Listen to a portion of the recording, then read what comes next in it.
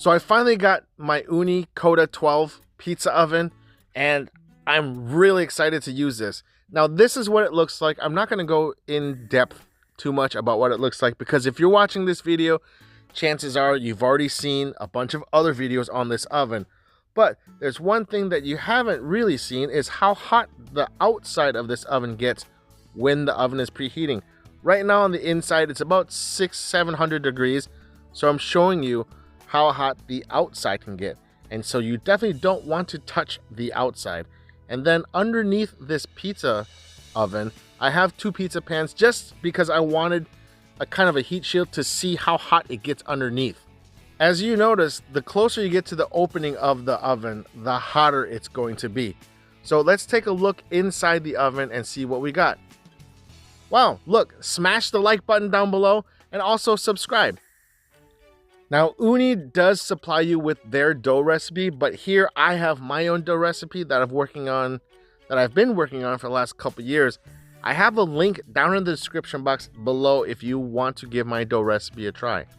I'm going to show you a few ways to shape your dough. As you can see, I'm making a little crust around the edges with my fingers and just slowly stretching it out just like so. You want to just kind of gently pull and stretch as you go. This second method is really easy too. You just want to go around the edge of the crust and just let gravity do its thing. As you can see, I'm just gently pulling the dough and stretching it.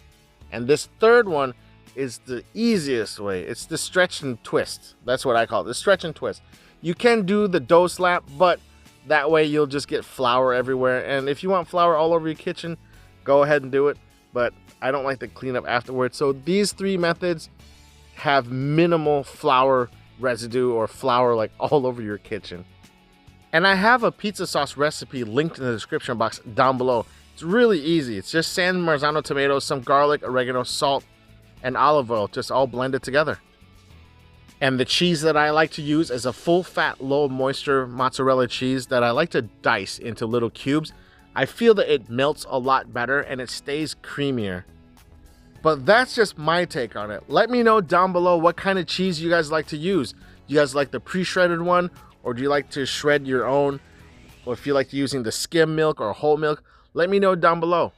I like buying whole pepperonis with the casing on it and just thinly slice it. That way it helps curl and create pepperoni cups in the oven. And then final garnish, I like to grate some fresh Parmesan or Pecorino on top of the pizza. And then that's it. We're gonna go and launch our pizza into our pizza oven. Try to get the center of the pizza in the center of the stone. And I also turn my flame down to low. Because it's a smaller pizza oven, a little flame kind of becomes a big flame in that limited space that you got. And so I don't want to run the risk of burning my pizza. So therefore, I turn down my flame and just using that little left corner to toast the crust and give it the nice little dark brown or leopard spotting that we love to see from our pizzas coming out of a pizza oven. Even though people in the Ooni have been enjoying cooking their pizzas in 90 seconds or 60 seconds, that kind of crust for me isn't my favorite. It comes out, comes out fully cooked, but yet it's still a little soft, and sometimes, more often than not actually, it results in a floppy pizza, because a Neapolitan style pizza is a floppy, wet pizza, and that's what I'm trying to avoid. So I think at a lower temperature with a longer cook will help develop that undercarriage so it's really nice and crispy. And as you can see, we got some bubbles forming in the back, so you know that the pizza is cooking along just fine. And to tell you the truth, I would take a 3-4 minute pizza cook with a solid crispy crunchy crust than a 60 or 90 second floppy pizza. And I do realize that my turning peel is a little bit big. This is a 9-inch peel.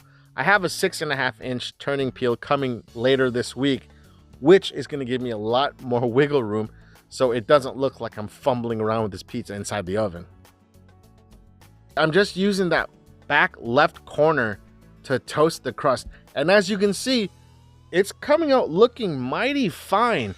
You got a really nice dark golden brown crust with a little bit of leopard charring, leopard spotting around.